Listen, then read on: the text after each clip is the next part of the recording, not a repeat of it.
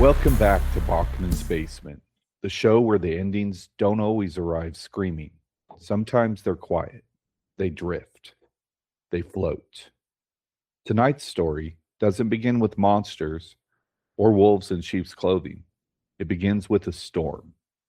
A small town in Maine, morning, rolling thunder in the distance, like a warning no one bothered to heed.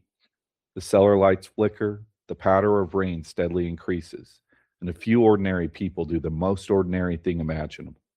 They go to the grocery store. Our journey into the mist begins now. I'm your host, Chris Clawson, and I'm joined by my co-host, Chris Patton. But before we get trapped in the supermarket, how's your week been, Chris? What have you been watching? What have you been playing? What are you listening to?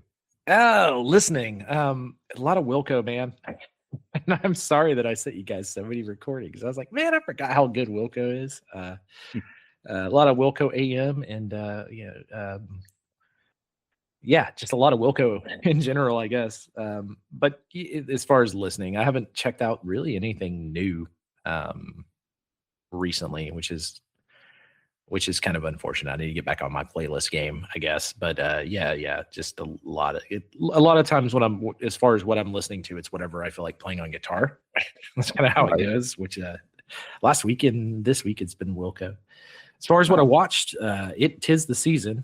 So I've been watching a lot of stuff. I did Elf. I think I talked about that on a previous show with Tom, and then in the 6M podcast, check it out, Blank Studios. It's a little bit of ad there for everyone. And then Gremlins is a constant. Prepping to watch the Muppets Christmas Carol, which is a yearly event for the wife and I.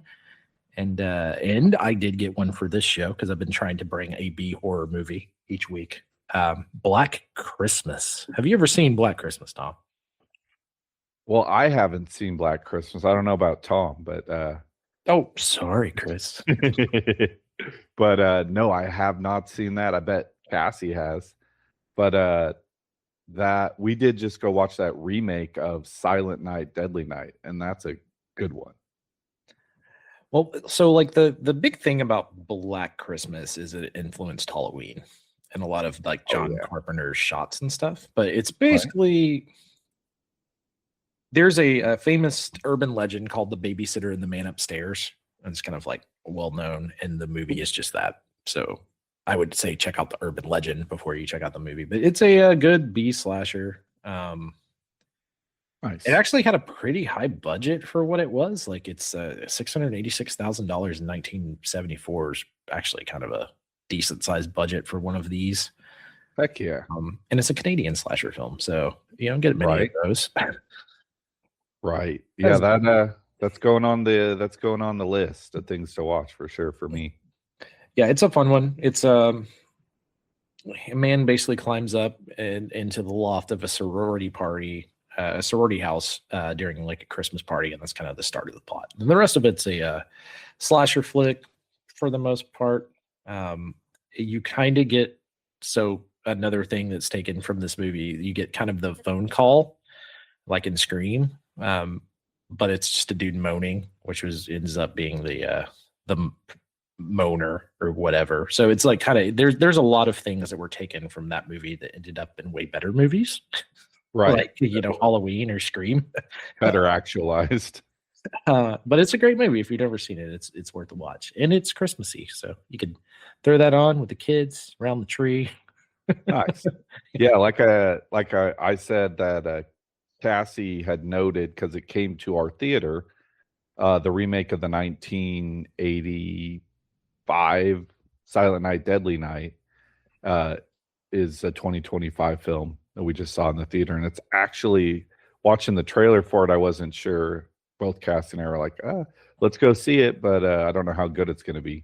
And then it was actually really good. It's a dark comedy, but super violent, and it's got a lot of that where it cuts, like even the opening shot of the movie has that where it cuts to like a still of what just happened in the film, and then it goes red, and then it's the title of the movie, like those old 80s horror flicks. So that's like the blood splatter, and then that's the title of the movie. Right. It's super cool. Like I I thought they did a good job, and I mean the acting's not great, but that's B horror for you, so Do it's you feel not like bad. do you feel like the monkey brought a lot of this back? Like, Maybe, yeah, the success of the monkey certainly I think is encouraging Hollywood to give 80s horror another shot, yeah, like just give people slashers. We love slashers. right? It only stopped working because you relied so much on IPs. You know, that's really what it is you guys made way too many Halloweens and Friday the 13th and, you know, Yeah. Nightmare on Elm Streets. If you would have just continued to make new stuff with different slashers, like, people probably would have kept going. Like another new slasher, and it's not new. I mean, it's a year old now, but Thanksgiving, pretty good. Eli Roth coming out swinging with that, pretty good. Thanksgiving or well, I'm thinking of Thanksgiving. I don't think I've seen the Thanksgiving film. Thanksgiving, classic sort of slasher like Scream, but it was successful enough. It's getting a sequel, so check it out if you haven't watched that. If you like slashers, that one is very good. How Eli Roth does it get it? Like, is it just like a gore fest? Because you know, I like a good slasher, but also I don't want to watch gore porn. It's not gore porn. Well, it's tasteful. Okay, so he dialed it back a little bit in this one. Yes. Okay.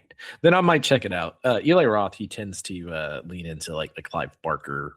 He can be a bit much for sure. realm. Like Hostel, and yeah, certainly. Even like I don't think I watched it, but what was it called? The Green Green something. Hornet, right? No, not Green Hornet. That's a comic book character. Cannibal, where the college students go to some remote island and they end up getting killed by this Green remote- Inferno. Green Inferno. Yeah. Anyway, that's like Eli Roth. That is, you know, most over the top. But Yeah, I mean he's kind of like known for that. It's cool if he's dialing that back a little bit, though. yeah, I don't dislike those movies, and I don't necessarily dislike that kind of horror. It's just not my favorite to watch. You know, this movie. Well, just talking.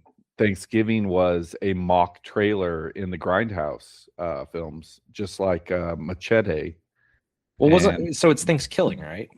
It's just Thanksgiving. Yeah, no, if you go back and watch the mock trailer, that's where it originally and they had played with the idea of making it a movie for a long time, but then it didn't finally get actually the light of day until I think it was last year.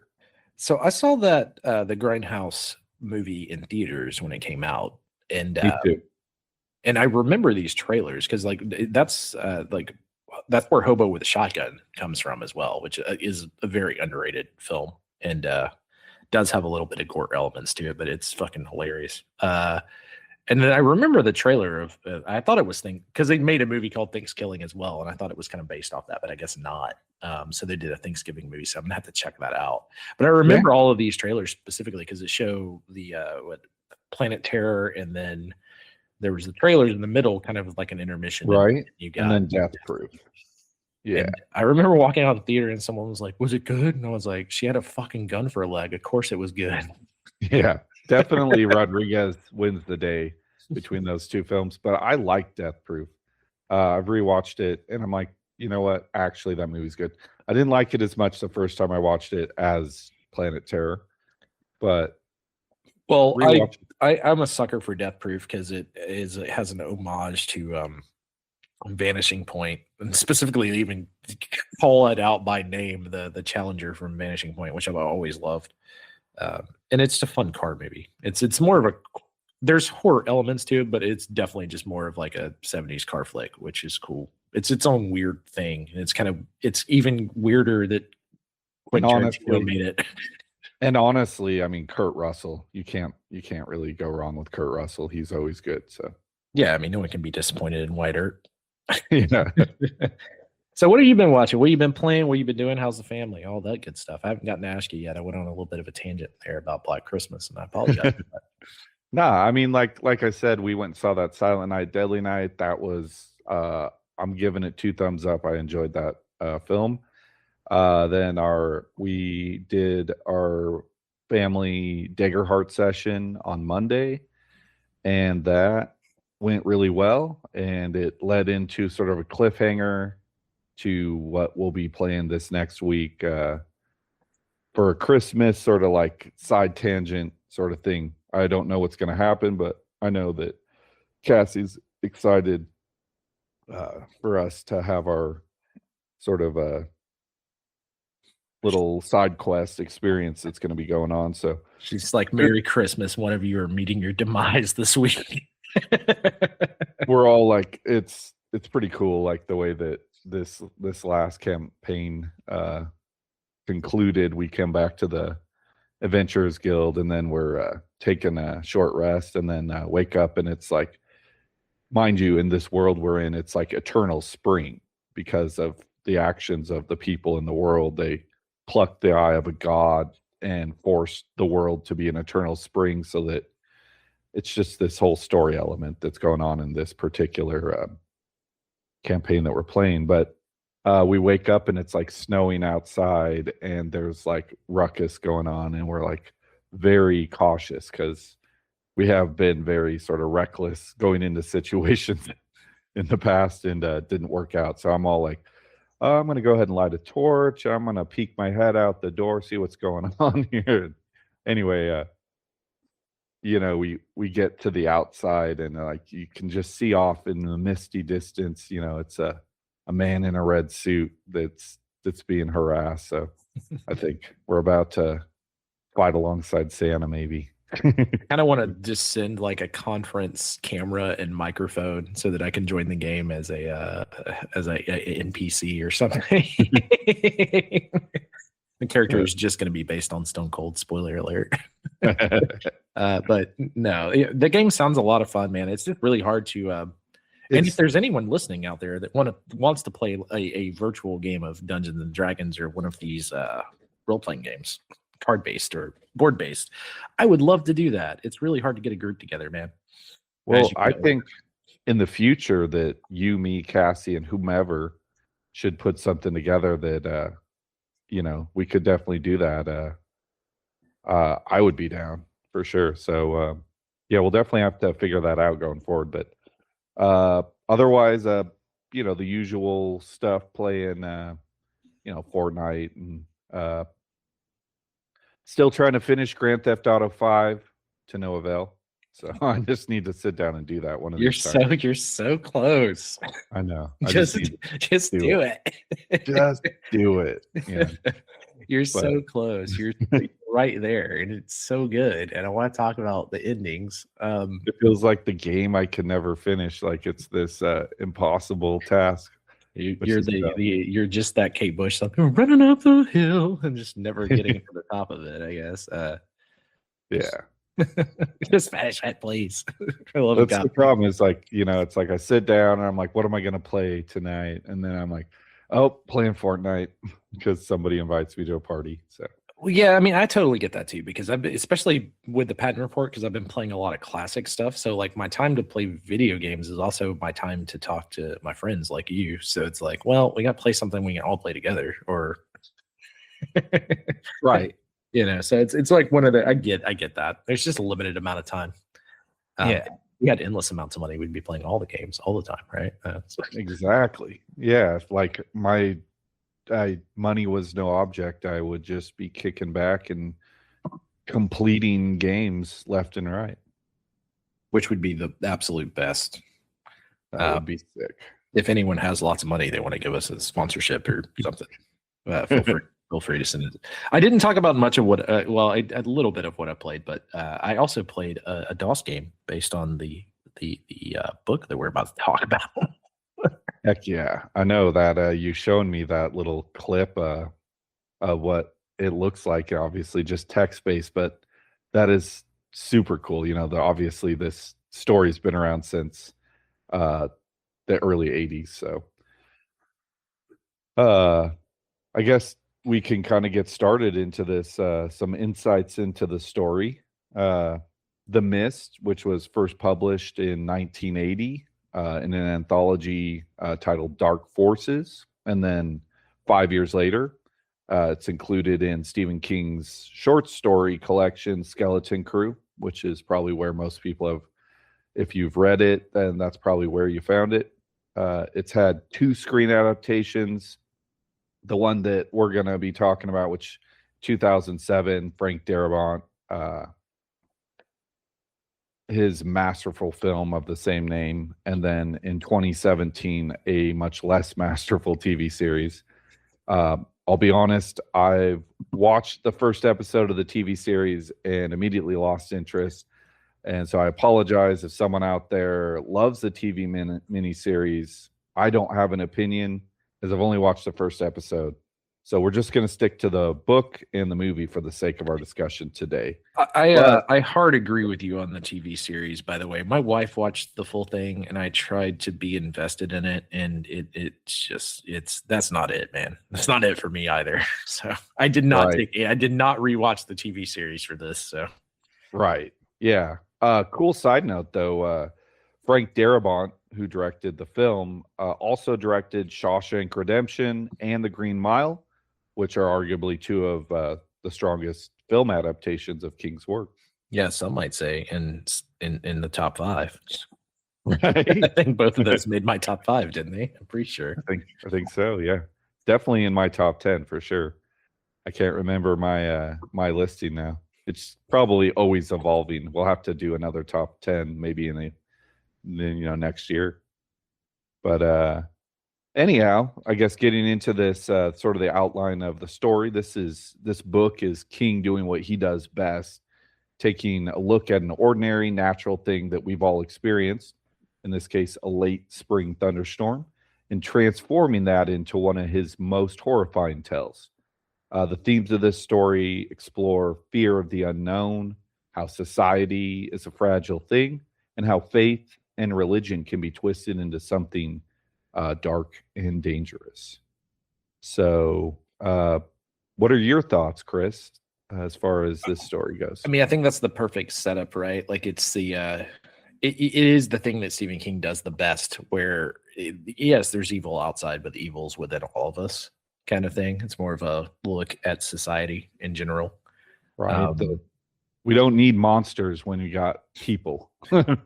And as we progress through this story, we will see this come more to pass. But it is, I think it is this has to be, if not the best, one of the best Stephen King novellas or short stories. It's up there, yeah, for sure. And I think this is showing, like, he's really, really stretching his legs on this one with some of the atmospheric stuff and the location and the design. He's taken little pieces from other things, as he does, and then makes them his own. It definitely has like the Night of the Living Dead feel, and some might say this is to me is kind of up as far as a short story goes, right? Like if you're comparing the novella to something like Night of the Living Dead, which I immediately did. I was like, oh, it's just Night of the Living Dead, especially the film, which we'll get into later. Right. It does not give you the ending you want. But just the little bits of here and there, and I kind of love Stephen King for that, and the sprinkle on top of making it himself. But it's definitely the monsters are the actual or the people in the cause of the monsters actually making it across to some extent when we get into Thinnies and etc. At least my theory on what we're about to talk about, the mist. Right. This so just as a note to the listener, we're sort of just gonna summarize the story here, but also as a note, like if you haven't read the story or watched the movie, they both follow each other very closely, except for the ending. So that I'll note that later on as well. But I guess sort of to start to summarize this, we follow our main protagonist, David Drayton, as he and his wife Steffi and son Billy are spending their evening in their basement storm shelter as a large destructive storm passes through, knocking trees, causing damage. The next morning, David and his family are assessing the damage, walking their property. They live on a lakeside, so his boat dock's been smashed to pieces by a fallen tree from his neighbor's property, as well as another tree that fell through his living room window. David and Steffi discuss plans to clean up the situation, while also noting a strange, low-hanging mist that's almost completely blocking the opposite side of the lake. David has words with his neighbor, Brent Norton, who's an out-of-town rich guy who spends summers on the lake. He's letting him know that the tree has destroyed his dock from his property and that they're going to need to exchange insurance info. Brent acknowledges this, but also notes that his vehicle's been totaled from a fallen tree as well. So as David has plans to go into town, Brent manages to pluck at David's empathy a little bit and tags along for the ride into town. David, Billy, and Brent make the trip into town, expecting it just to be a short supply run. David obviously offers for his wife to join them on the trip, but she declines as she is not fond of their neighbor, Brent. So obviously, fairly quickly, they get into town, arrive at the store, and the mist just moves into town and completely blocking everything from sight. A man comes running into the store, frantic, screaming that there's something awful in the mist that got his friend. There's a large group of folks in the market, making for a fairly large cast of characters. People are discussing what's happening, and the group quickly breaks up into cliques. It doesn't, King doesn't necessarily say that, but you just kind of see it naturally happen, which I think does happen, in situations, whatever it might be, where you have the people who are part of David's group. They're essentially a sensible group of people who aren't sure, because nobody's really sure what's happening, but they know it's not good. And then you have the non-believers led by Brent, and who thinks there's nothing wrong and that everyone's just sort of having a group hysteria moment. And then followed by the third group led by Mrs. Carmody, who is arguably the biggest villain of this story, even bigger than the monsters that are to come. This group isn't fanatic right out of the gate, but its leader, Mrs. Carmody, is. She's as much a villain as the horrors we find coming out of the mist later on. She begins carrying on about how it's the end of days and that this is the wrath of God come for everyone. She just keeps kind of driving home the point that the only solution to the problem is a blood sacrifice. So I hate that, like, when we do these and then things relate too much to real life. Right. from King, this long ago. Right. King just really, he just has a pulse on, I think, human nature, and that this is, just a great distillation of, the real. Go for it. Yeah, I was going to say, so everyone knows a Mrs. Carmody, right? And if put in the right situation around the right set of people, they can be very, very scary and cultish. And Right. Especially here in the South, everyone knows a Mrs. Carmody that would be a problem in this situation. And the way it happens in this story too, it's like Mrs. Carmody early on, she's just that crazy local woman. Everyone's like, yeah, she's just crazy, and the people put up with her. But as the story continues, and we're going to find out, her, bullshit just starts to sound better and better, to everybody, because they just don't know what to do. When you don't have a good answer, sometimes the crazy starts to sound good. Well, I mean, when you look outside and everything that's happening is happening, it does seem like the end of times. And it was the end of times for a lot of people. Exactly. Yeah. So she wasn't that far off base with, it's just the kind of the cult mindset, right? Like, well, it's sort of that, you go back and look at human society in the past, when groups of people or individuals didn't have a means to explain the natural world, they would make up some sort of story, and it became, either a religion or some sort of idea or a god, the sun in the sky, and things like that. So I am going to have one complaint about, well, actually, something I think the book or the movie actually does a little better than the book is the whole interaction when they head to the supermarket between Brent and David. I think it feels better because the wife is like, don't get into a fight with him again. Like as he's walking over there to be like, hey, sorry, my tree demolished your boathouse. Right. It's Uh, I feel like that there's written work is always going to have more chance to sort of stretch its legs, and allow the reader a chance to sort of settle in with these characters And versus we just did the road virus heads north, right? And this is another thing that has annoyed me recently with Stephen King, a man who wrote an entire book about a car. Give us more details on what the car was, like right. specific details of the color, the make and model. As a car guy, I don't want to know what this cherry piece was, and that annoyed me in the movie as well. It was like a 1980s Mercedes. You're like, okay. That's Right. not. That's not. You can get another one of those. It's not that big of a deal, dude. Um, but yes, I think I enjoyed the intro of the movie, at least that scene, better than the book. Now, once we get into Mrs.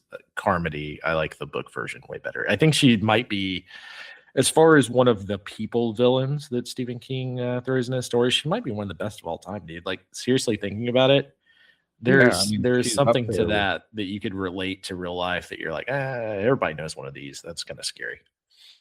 like a story that we're probably going to be doing fairly soon, Misery. I mean, that's like the only other like villain that kind of holds the same weight as far as just like long all the way through the story, and just like you just hate this villain so much, and it's like you recognize that as a real person, that those character traits are in people that you've met before. I think the thing So, that works about Mrs. Carmody to me in the book, not as much in the movie. In the movie, it's not as good, but in the book, it's like an old Southern grandma to me. The way I read it, kind of right. like misled, probably nice in every other situation in life. Maybe a little bit Bible thumping to Yeah. some extent, but not like a bad person, right? But as soon as things hit the the fan, wow, true colors come out, which is like, Which is uh, her deep seated, sort of uh religious zealotry, that she's got these ideas that a lot of people in good, normal society would just go, well, she's just crazy, that's some people just see the world in fire and brimstone, but that's not really reality. And it's fine if people want to have those ideas, because that's not reality. But unfortunately for our characters here, that is reality, as we find out here in this next scene. Early on, one of the bag boys in the store, his name is Norm. He's gone to the back room of the store, and he's attempting to fix an issue with the backup generator in the back room. Uh, so he's powering up the sliding door in the back room a little bit so he can step outside to unblock whatever's plugging the exhaust, and is brutally killed by dozens of these various sized tentacles that come creeping in looking for a meal. Half a dozen of the men, who are also back there as well, witness this and attempt to explain to the rest of the group, who are still in the front area of the store, that there's monsters in the mist. Brent's group, referred to by various people in David's group as flat earthers, decide that they've heard enough of this, and decide that they're going to leave right out the front door, and again are all very quickly killed in the mist. You don't see it, but you hear it. It's at least in the written work. I think in the movie as well, where it's less is more. yeah. Up to this point,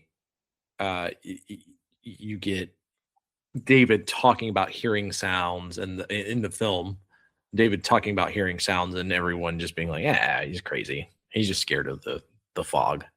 Right. 'Cause they're just treating this like a weird storm front that came across the water up until when stuff is setting off, which you're getting into now. But yeah, I think they did a good job of that in the movie as well.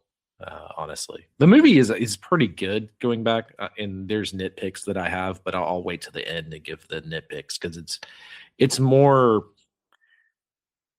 It's like playing an old video game you really loved, you know, and going back and at the time you thought the graphics were incredible, Right. that kind of thing. It's one of the. It's more of nitpicking about that kind of stuff. Fair.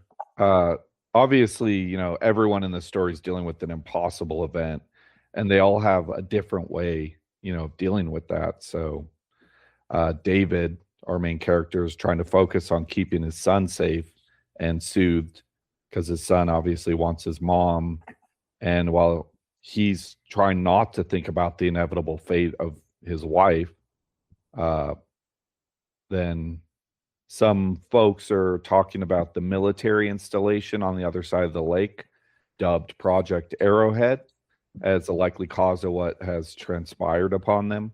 Some sort of top secret military project attempting possibly to tear through reality into another dimension, which obviously sounds like a science fiction, but when you're faced with what's going on here, it sounds like a good explanation. It's so great too because it ties into so many things, and even the new iteration of the Dairy, the new It series on HBO Max, they have a government situation in which may have brought the clown there, right? Kind of thing. And I love that that's carried over from.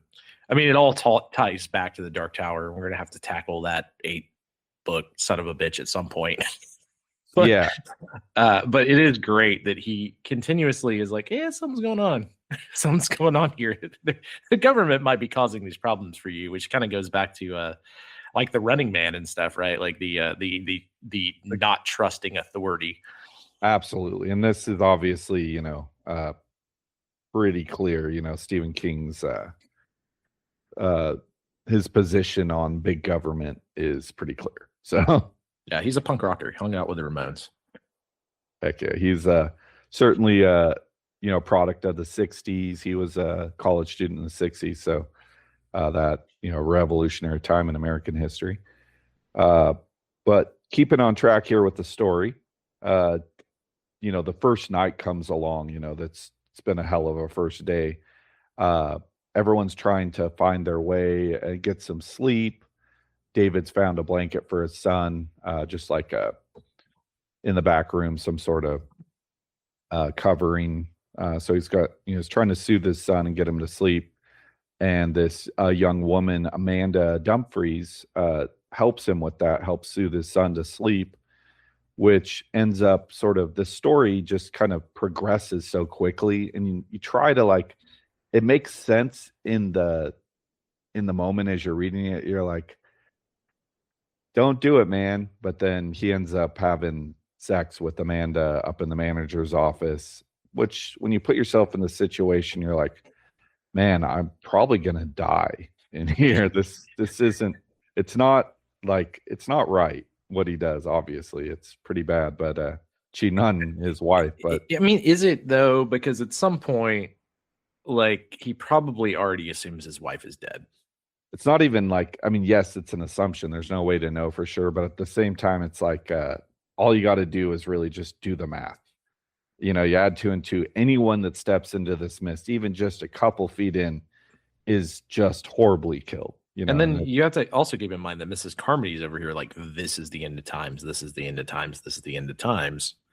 And even if you're a non-believer, when you look around and see everything that's happening, you might be like, seeing is believing. yeah, she might be onto something, which is kind of the great part about her character and all of the characters around her, is that like even the non-believers, right, like the more of the David side of things are still like on the fence about it.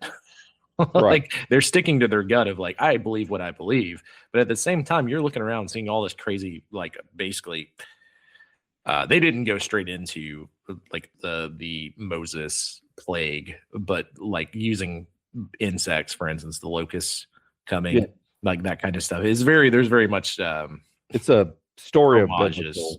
biblical, proportions. So like, you know, you're looking around, you're like, if you know a little bit about the Bible, you're like, man, she might be right. Right. And I know I'm going to hell, so I might as well Might as well get one in on my wife, I guess. Well, yeah. I mean, I feel like King put this in the story to sort of give the hero a moral complication, give him a fault. Obviously, we're all imperfect people, so it makes him a little more relatable as a human being. Uh, and in the moment, the way it's described is like he had just with some of his group of the men had gone to the back room again and found two of these young military guys that had gone in the store and gotten trapped with them had killed themselves, had hung themselves in the back room. So he's like, in an effort to not cause panic to the rest of the group, they take down the bodies and wrap them up and put them out of sight. And so then he's just, he's obviously, like anyone would be, very stressed out in the situation. And I think he's just looking for an escape, some sort of normalcy or something that'll make him feel good. Did you draw comparisons to Lord of the Flies in this as you were Oh, yeah. rereading it? Yeah, Absolutely. for sure, me as well. I was just curious. I don't want to. We don't need to deep dive on. Everyone out there has probably had to read Lord of the Flies in school, so we don't need to do a deep dive of Lord of the Flies. But there is definitely, like I said, Stephen King knows how to take something and put that little extra sauce on it. Right. Yeah. I mean, this idea of group hysteria, it's used to great effect in this story for sure. And this one has a great comparison to Lord of the Flies because they are split as a group, right? Like right. You have the split group mentalities between the island, Lord of the Flies, etc. But like I said, just something I wanted to ask. We don't have to deep dive into Lord of the Flies. We'll be here all fucking day if we do that. So continuing on here, just to stay on track, since I kind of want to, I don't know, just describe this whole story in a more summary sort of way. But David and a few other people the next morning, they're going to attempt a trial run at escape. And the first step for them, they're thinking, is if we can just go 20 feet out the door and to the right, to the next door, there's a drugstore next door to the supermarket, then they can maybe get some medications for people that are injured, that are and just hopefully find out, see if there's survivors in the drugstore, so on and so forth. So what transpires there is probably my favorite scene, aside from some of the Mrs. Carmody stuff at the end. But if you're afraid of spiders, then this next scene will haunt your dreams. They technically aren't spiders, as they do have more than 8 legs, but they do a lot of the same stuff that spiders do, albeit with a horrifying, otherworldly sort of way. These things are like the size of dogs, and their webs have an acidic quality about them, while also having the strength and tension of piano strings. So needless to say, some of these people that ventured over to this place with David end up getting just wrapped up and torn limb from limb before the remaining members make it back to the market. It's just awesome and terrifying. But that will lead us into the sort of the final act of the story after that. But do you have thoughts on that scene, Chris? I do. I think the spider, like the description of the spiders and the piano string web is terrifying and haunting. And going back to some of like Night Shift, right? Like the actual story, the short story of it being about like rats and bats and things that no one want to be around. He knows how to pick the specific thing and then amplify it and just turn it up to 11, and really creep you the fuck out. The things you find in a basement, if you might say. He knows how to. Stephen King is like so great at taking those things like a small spider and amplifying it. And in the film, there's a lot of homage to War of the Worlds. So the description of their, like, especially towards the end where you see these giant ass spider things walking across, is very much kind of, especially similar to the radio broadcast of War of the Worlds, where he's describing the space shuttles and shit, which I thought was kind of cool as far as the movie goes. Right. Yeah, that, this is just it's a roller coaster ride of a story, the way and it gets right to business, and it just feels like it's just continuing to just add challenges for the characters. If it's not one thing, it's another sort of Yeah. plotting. If there's another like COVID type error, please, everyone, don't go to the supermarket, because I was definitely getting vibes when I saw people online fighting over toilet paper of this. So I was like, oh no, the mist is happening. Right. Yeah, I mean, it's weird how people who are really good at writing sometimes it almost feels prophetic, and Stephen King is certainly one of them, where his work, even at 40 or 50 years old, feels like he knew what was coming to some degree, in a very hyper sci-fi, horror sort of way, kind of points a finger at the problems that we face as a society. Yeah, and I think that's a lot of his brilliance is that shining a mirror back on society and itself in most of the story, at least the ones that creep me out. Right. This one is up there for me as like, I've forgotten just how disturbing this story is. So, moving into the final act of the story, it has the remaining members of David's group planning to make a run for his vehicle. They think it's only like 20, 30 yards out into the parking lot. If they can just make it there, then they can get inside the vehicle. David's had this theory that these things in the mist are mostly hunt by scent, that they're likely blind, but that if they could just get inside the vehicle, that they could survive, and then they could, drive their way out of the mist, hopefully. So that's sort of the plan. So as they are discussing that, then they decide that, hearing Mrs. Carmody and her insanity, and she's brought a lot of people to her table now. They decide that they're not going to wait for the next morning. They just need to leave now. And as they go to leave, they're cut off by Mrs. Carmody and a dozen or so of her zealots. And she screams to get the boy, about Billy, as he would be the most pure sacrifice. Which goes off the rails of being Christian to being like, we need to sacrifice something to the devil since we're stuck here. Kind of. Right, exactly. It's sort of that. I mean, it just goes back to the Old Testament, sort of thing, of, before the sacrifice of Christ, people would make animal sacrifices to God to,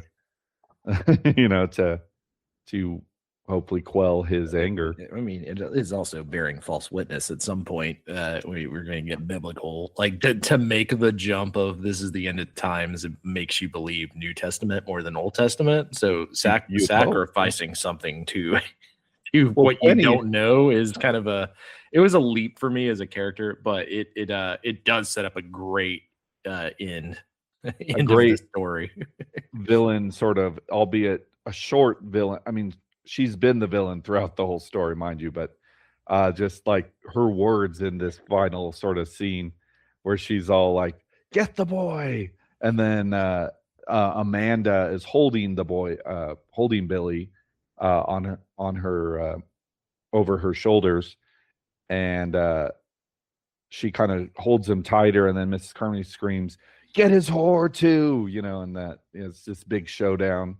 It's one of the people from David's group. They've had a gun the whole time, and no one's looking to hurt anyone, but they feel like, all right, it's good. We have a gun in case one of these things gets in the store. Great. Well, this guy, comes to their aid, thankfully, shooting Mrs. Carmody in the stomach and allowing them to make their exit. And right, she's shot in the stomach, and everyone in her group is shocked out of their hysteria, and she's like falling to the ground, and she's like looking, she's like, "You're all gonna die." It's just, I don't know, it's classic. Yeah. And Well, I mean, she was, depending on what version of this we're talking about, she wasn't necessarily wrong. right, I mean, it's, yeah, she's not wrong, but also she's like insane at the same time. And it's like you root for the people on David's side. You're just like, you hate this Mrs. Carmody because she's just the worst of humanity. She's just going to the worst possible reactions.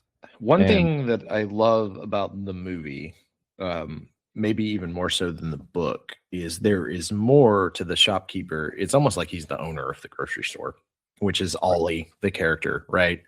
yeah, Having this gun. But the book or the movie, there's like a little throwaway line early. He's like, "Oh, I used to be a competitive target shooter."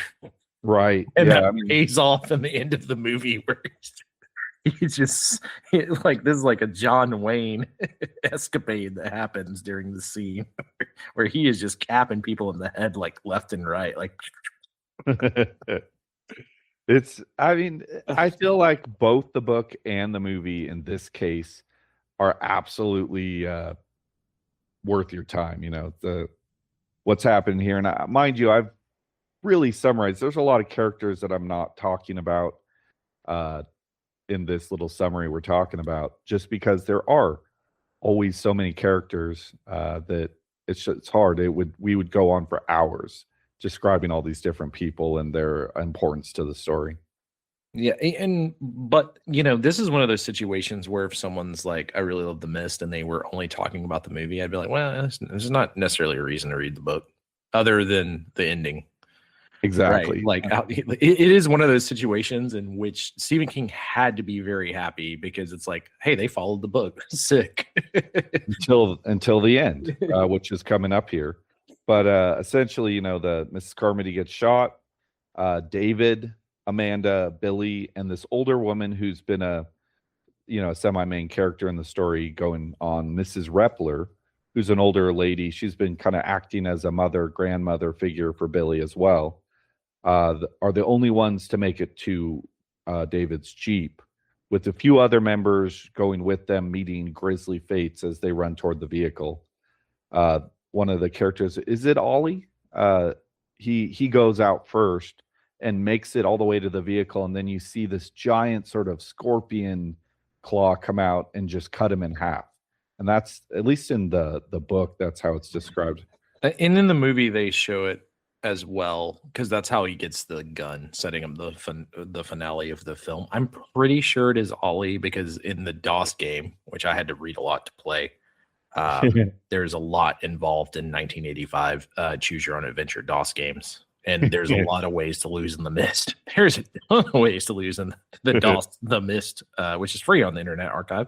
It'll actually let you play it in your browser. So if you guys want to check, if you're a Mist fan and just want to do something weird and like old DOS games, it's out there for you. I did not make it past. I never made it to the vehicle, Chris. But the character's name is Ollie, and you can actually choose to take the gun from him, and that changes the way the story goes in the DOS book. But it drilled it in my head that's what that guy's name is, because in the movie they don't really talk to him that much. Like there's like I said, there's like a couple of throwaway lines of like, he's there, like he's on David's side the entire time, but he's not like one of the main characters, which is kind of weird as a choice in the movie. But it's kind of the same way in the book as well, like he's there, but he's not he's just one of the characters, like in a lot of Stephen King stuff. Yeah. And obviously this is Frank, we're talking about the movie. This is Frank Darabont, who also is very famously was a part of making the Walking Dead TV series. And there's a lot of people, if you go back and watch this movie, that are went on to be in The Walking Dead as well. What did I texted you while I was watching this last night. I was like, God damn it. See, this is why you don't hang out with Dale. Yeah, he's in it. Carol is in the movie briefly. Yeah, there's a bunch of actors from. Yeah, Carol left into the Mist to look for Daryl Dixon, old Norman. She's like, he's out there somewhere. I gotta go find him. once again, she's like, my children are lost. She's exactly the same character as The Walking Dead season That's 1, terrible. honestly. Like, well, my kid got lost. Like, we gotta go find my kid, and she just walks into the mist in the movie. And In then the movie, she's just gone. You don't even you know her fate, but they don't expand on it. and the love interest is Andrea, right, from the show, who's famously hooks up with the governor. It Yep. makes a lot of sense, though. There's a lot that Walking Dead took. I mean, like I said, I compared it to Night of the Living Dead, right? Like, the director clearly was like, I know how to make this really good. Well, you look at both of those things. when a director as successful as he was in this film with a group of people, then oftentimes, and you see it with other directors as well, they get a group of people that they've worked with to great effect. They want to bring them in on new productions, and that certainly happened here. So that is awesome. These great actors in the movie, and yeah, definitely I worth mean, watching. he amplified them in Walking Dead a lot because he was able to dive into the characters a bit more.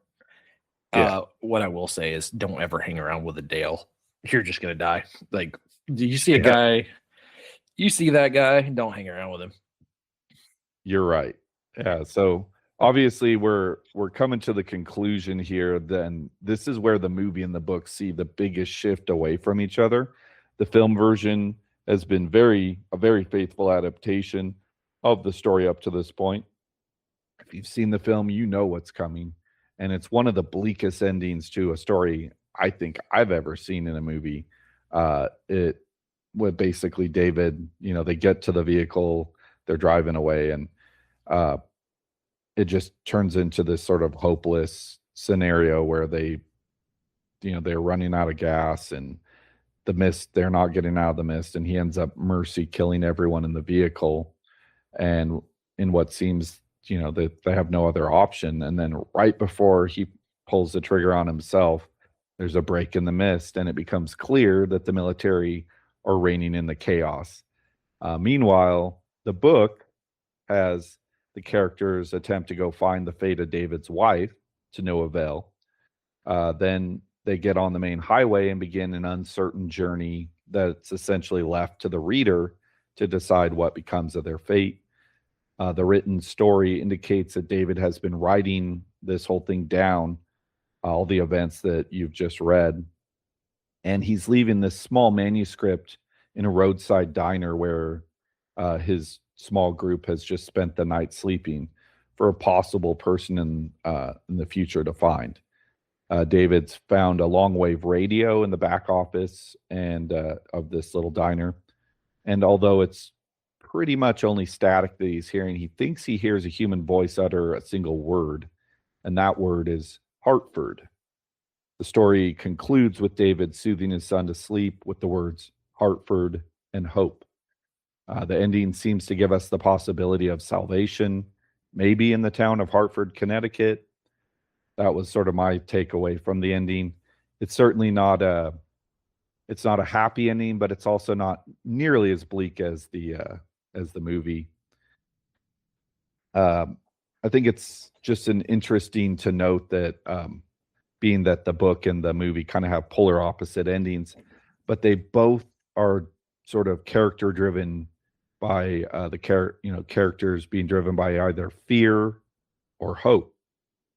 So I'm sort of excited by the possibilities that are left open with the novel's conclusion, where in the movie you find this sort of hopelessness, but then you see that hope was always right around the corner, whereas in the novel,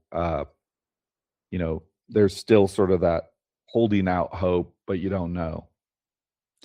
Yeah, it's this is one of the things where I think the book sends you away with a happier ending than the film in a Stephen King scenario, because it's usually the opposite. Like we've talked about, The Long Walk and The Running Man, where they kind of send you away with like a happier ending than the book did. This is kind of the opposite, which is fun to talk about because we've done both of those recently. I prefer the novel happy ending here. The ending of the movie just seemed very like try hard, like shock. Like let's do a Yeah. shock thing, kind of for whatever it was, because like, you know, if you're gonna die anyways and you're gonna get killed by these spiders like pretty quickly, you might as well just walk into the mist. Which, by the way, me in this supermarket, we're in a supermarket, there's lots of beer around. I'm just getting drunk as hell walking into the mist, calling it a day. Calling it a day with all these people, you know. That's something I sort of left out of this description too. There are tons of people in the supermarket that are just raiding, you know, the alcohol section of the supermarket and just getting wasted. Yeah, they're much like me. They're like, well, we're gonna die anyways. Might as well be painless. Right? I'm gonna go out there and fight one of them bugs with my bare hands.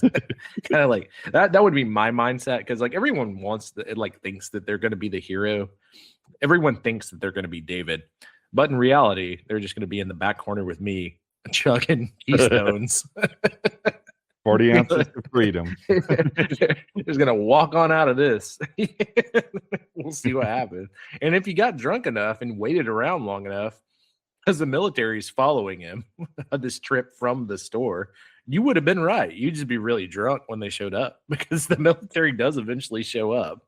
At least in the movie version. Like if you just like got drunk enough and hung out in the corner, he'd be saved. The movie version, he not only gets arrested for murder but also a DUI. Well, no, I'm just saying the guy that just stayed at the store and drunk beer the entire time didn't get involved in all of this inner politics. He just got really drunk. Eventually, he got rescued. You know what I mean? Like that's me Tucked away in the corner, just like what happened? I was like, I don't know. Someone said it was the end of the world, so I just started drinking. I was like, fair enough. And they put me in the tank. We roll along the highway. Like, how did you survive that supermarket collision? I was like, oh man, I put in I had a samurai sword. It was sick. You're gonna, because once again, everyone wants to be the hero, right? no one wants to be the side character. I'm the side character in this novel. That's what I'm getting at. This novella, I'd definitely be just one of the guys just chugging beers. Like I'm gonna die, so. It's sort of like my mind drifts off to that comedy, This Is the End. That it was just Seth Rogen and a bunch of those people from all those Judd Apatow films. That is sort of, it's somewhat akin to this, where it's like they're all trapped in a house, the end of the world sort of thing. Yeah, this would be, we would be those characters in this situation, you and I. It's like, might as well do some debauchery. You guys got a carton of Marlboro Reds. I haven't smoked in a while. Like, it's the end of the world.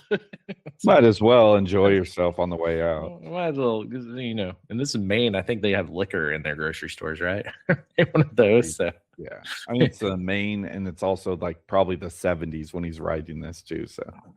Yeah, definitely alcohol in the. Yeah, the amount of slits, pop tops that would be had in this situation for me. And you've already kind of wrapped it up. I will say to get into the conclusion here for me, at least, and watching the movie, I have some hard. It is hard because you've seen so much good AI and CGI now to go back and see some of the monsters. And this is why I'm always a proponent of practical effects, because practical effects will always look good. Even if they look cheesy, they'll be like, oh, that's really cool that they made that. But it's real. It looks real to your eyes. And it's real. It looks real versus like CGI, because CGI just doesn't age well. Unfortunately, that's a product. This movie is a product of its time, 2007. They were going hard with digital VFX at that time in movies. Like as the wife and I were watching this last night, I was like, could you imagine how sick the Leviathan arm coming through the garage door would have looked if they would have paid like the Henson company to make like a giant Leviathan arm, like a Muppet Leviathan. Right? Like how sick that would still look. You'd be like, oh, that looked awesome. Right? Yeah, that would have held up even, not that this movie is bad. It's just we're certainly just complaining of how special effects date movies, and unfortunately, this movie didn't have a $200 million budget. So Yeah, this is one of those ones that just falls. It's if, like I said, with video, like going back and playing a PlayStation 1 video game you love without a remaster is tough, man. Especially if you've been playing video games since then. right, And you've seen how things have evolved and how good they look when you sprinkle in all the CGI. Like when people are going to go back 10 years from now and look at some of these Marvel movies and be like, that looks like garbage. true. Because that's just the big you're budget. yeah, and because you're really stapling yourself to a point in time in history, right? And like all of these movies where people are receiving texts on their cell phones and stuff, and that's like part of the movie is like, oh, people text. It's like, well, that might not be a thing in 10, 15 years. There could be a different way of communicating. We may all have like little chips in our head. Like, who knows? When you tie yourself to something like that, you're going to be like, your movie is not going to age well. Right. Exactly. Like if It's going to feel like, all right, that was definitely 2007 when they made that movie. Yeah. Yeah. So like, you're passing on your legacy. You're a grandpa or whatever. You're like, I want to show my grandkid the Mist from 2007. He's going to look at that and be like, this is awful. Like when the monsters show up, I waited around through all this mist for that. Right. It's just one of those things. But A bit outside of a of that, buzzkill. Yeah. outside of that, it's actually a really good film. Like Story wise, I'm just gonna throw my Bachman score out there. A combination of the book and the movie. I'm giving this a Bachman score of 9 out of 10. I felt like, it's one of his just, I don't know, it's such a memorable story. And I loved it even more this time around. So, even with bad VFX aside, it's great. It's a really, really good one. still enjoyable, jarring to watch because I saw it originally when it came out, and I haven't seen it since. And watching it again, it's still not as jarring as some of those Superman scenes that people loved. We still haven't gotten there yet. Bachman score, I'm gonna give it I'll go with a 9 as well, because I think it is one of Stephen King's most iconic and best short stories. And the movie, I think, is done exactly the way it should be done. The thing that like holds it back from a 10 for me is the CGI stuff in the movie. Otherwise, I might give this a 10 out of 10 because I think the movie's great, and I think the book, like the novella, is also pretty fucking incredible. Like I said, one of the best heel characters in a Stephen King story is Mrs. Carmody. She's something I think anyone could relate to. It's just a really well told story, and I'm a sucker for like Night of the Living Dead and The Walking Dead, and this has all of those vibes plus the Stephen King weirdness on top of it. A little extra sauce, like I said. Right. Exactly.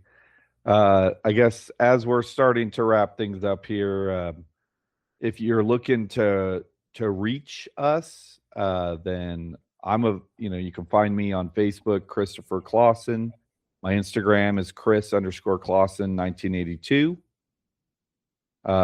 Obviously Boink Studios, our parent podcast company. You're going to find everything Bachman's Basement there, as well as a bunch of other great podcasts. Throw your socials out there, Chris. Yeah, it's Christopher.R.Patton on Facebook and Instagram. Those are the only socials I care about. So if you want to talk to me, hit me up there. I'm on a ton of stuff. Ton of stuff recently. Just recently did the main event with Tom Clark, the Christmas episode. You get to see us wear Christmas hats. We did an episode of Elf is coming out, or watch along with Elf is coming out on Tuesday, I believe. So the day before Christmas. New Patton report where we talk about content creation, artistic vibes. The Podfather, Tom Clark, shout out Tom Clark, Boink Studios. We're doing an artistic podcast. We're going to talk about inspirations. Talk about Kevin Smith a lot, probably as someone as the original podcaster, Kevin Smith. But yeah, like check out all of Boink Studios. If you like sports, you got Ray Dean shows, it's incredible. It's sports and slams. If you like video games, Patton Report. That's mostly what we do. Sometimes we do interviews and deep dive into things. And you get 6M, which is kind of a mixture of everything from talking about the Rolling Stones and the Beatles to doing watch-alongs, etc. And then, of course, you got us, Bachman's Basement, the darkest of all of Boink Studios. BoinkStudios.com. Check it out. Look us up on YouTube. Give us a like and follow. Subscribe. All the things that the people say.